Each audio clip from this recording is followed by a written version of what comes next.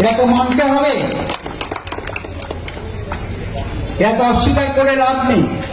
কিন্তু আমার বক্তব্য ছিল, আমার এলাকাতে আমি দেখেছি একটি দোকানে রাত্রিবেলা মেয়েরা মদ খেত, তার নাম হচ্ছে বিকাশের ঘর। আমি খবরটা পাওয়ার পর আমি দুদিন পর রাত্রিবেলায় গেছি যে কোন মেয়েরা হোটেলে মদ খেতে যায় বা দেখা দেয়। আমি হোটেলওয়ালাকে বলে এসেছি এখন থেকে কোনো মহিলাই হোটেলে মদ খেতে যাওয়া যায়। এটাও তো আমাকে দেখতে হবে, তাহলে ওই মহিলারা যদি মদ খেতে যায়, যদি কোনো অঘটন ঘটে যায় তখন কি হয়, সেখানে আমাদের পাহারা দিতে হচ্ছে,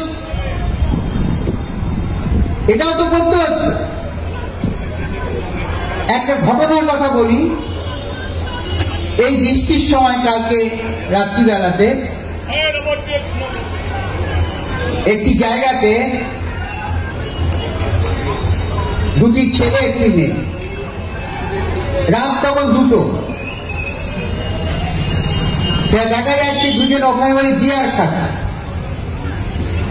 যথারীতি পুলিশকে জানা হলো, বাবা মাকে ফোন করা হলো যে রাত 2টোর সময় আপনার মেয়ে কোন রাত জাগো আন্দোলনে গেছে। পুলিশ এসে তুলে নিয়ে যায়। এবার কি করবো বলো, যে আমাদের ছেলেরা যদি না পাহারা দিত, তাহলে ওই মদ্য অবস্থায় মেয়েটা যদি কিছু হয়ে যেত, তাহলে তখন তো আবার দায়িত্ব আমাদের করতো লোকে।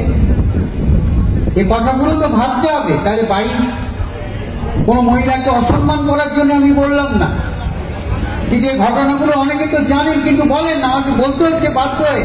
কারণ ওদের এই রাত্রিবেলা যখন আমাদের পাহারা দিত, বাবা মা কি খোঁজ নেবে না? বাবা মা কি জানে না যে আমার মেয়ে সন্ধ্যেবেলায় কোন মদের দোকানে যাচ্ছে? বাবা মাদের সাবধান, আপনারা কোন আন্দোলন করুন, আন্দোলনে মোমবাতি জ্বালান, মিছিল করুন, যাই করুন তাই করুন, কিন্তু অনেক জায়গায় যখন যায় তখন আপনি খোঁজ করবেন না আপনার মেয়ে কোথায় গেল। শেষে কিছু হলে জায়গায় এসে আমাদের ঘরে যাচ্ছে। কোন অসুবিধা হচ্ছে না কি দেখতে পাচ্ছেন না আপনারা? কেউ তো আমরা দেখতে পাচ্ছি টিভিতে, প্রতিবাদ জানিয়ে দিয়ে পরের দিনই বিদেশে বেড়াতে চলে গেল। আবার আমি কদিন আগে গোপনে একদিন এই আধুনিকার এখানে দাঁড়িয়েছিল, আপনাকে অনেক হয়তো আমাকে চেনেন না, এটা ঠিকই, কিন্তু আমি তো এমনি গ্রামে ঘোরালো, এটা ঠিকই তো গাড়ি ছেড়েও হাঁটতে হাঁটতে দেখতে দেখতে যাই।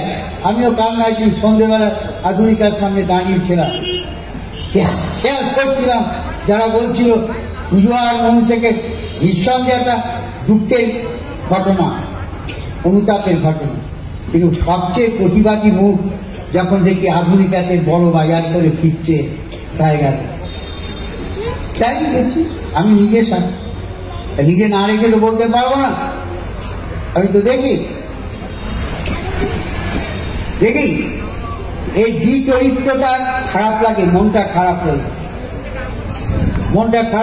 কালকে আজকে খারাপ হয়। আমি দেখছি বড় বড় দোকানগুলোতে কদিন ধরে গণেশ ঠাকুর জানেন, আমি গোপনে হানা মারছি, দূরে দাঁড়িয়ে থাকছি, চা খাওয়ার নাম করে দিচ্ছি, কে বাজার কিনছে দেখছি। আমি দেখলাম আমার একটা সবচেয়ে মিছিলে যে অগ্রণী ভূমিকা, সেই বইয়ের সবচেয়ে দামি শাড়িটা কিনে নিয়ে চলে বলে আমরা পুজোতে আর মন নেই, আন্দোলন প্রতিবাদ।